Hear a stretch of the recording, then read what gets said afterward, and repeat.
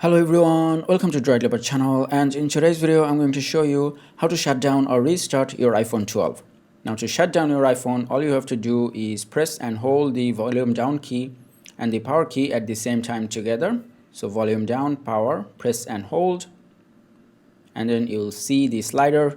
Now just slide it to the right and your phone will shut down. Now to restart your iPhone 12, the process is slightly different. So for this, all you have to do is quickly press the volume up key and the volume down key, and then press and hold the power key.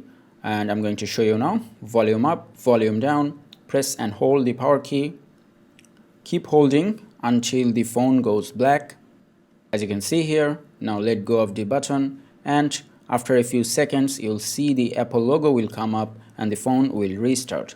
There it is. And there you go. That is how you can turn off or restart your iPhone 12. I hope this video was helpful. If it was, please give it a thumbs up and don't forget to subscribe.